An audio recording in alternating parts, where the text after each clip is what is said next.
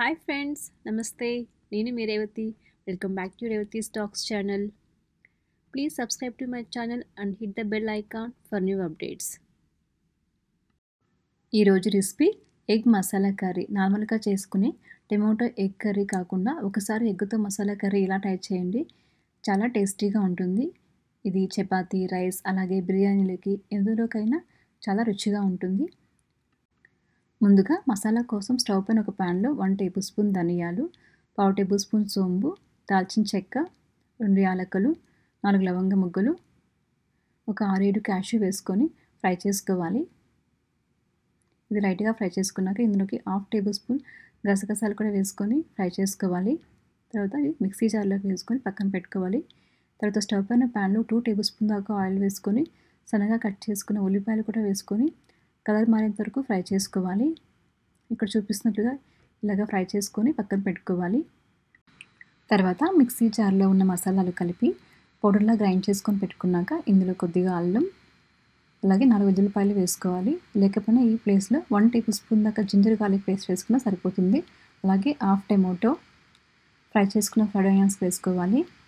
కొద్దిగా వాటర్ వేసుకొని ఇక్కడ చూపిస్తున్నట్లుగా పేస్ట్లా గ్రైండ్ చేసుకొని పెట్టుకోవాలి. అలాగే బాయిల్ చేసుకున్న ఎగ్స్ తీసుకోవాలి. తర్వాత స్టవ్ పైన కొద్దిగా ఆయిల్ వేసుకొని 1/2 టేబుల్ స్పూన్ కారం, పసుపు, 1/2 టేబుల్ స్పూన్ సాల్ట్ వేసుకొని తర్వాత ఎగ్స్కి కొద్దిగా ఘాట్లు పెట్టుకొని ఈ ఆయిల్లో వేసుకొని ఒక 2 మినిట్స్ పాటు ఫ్రై చేసుకోవాలి. ఇలా ఫ్రై చేసుకున్నాక ఇప్పుడు ఒక ప్లేట్లోకి తీసుకొని పక్కన పెట్టుకోవాలి. తర్వాత ఇదే ప్యాన్లో మరి కొద్దిగా ఆయిల్ వేసుకొని 2 బిర్యానీ ఆకు వేసి గ్రైండ్ చేసుకున్న మసాలా పేస్ట్ అంతా వేసుకోవాలి. మసాలా పేస్ట్ వేసుకున్నాక ఆయిల్లోనే ఫ్రై చేసుకోవాలి.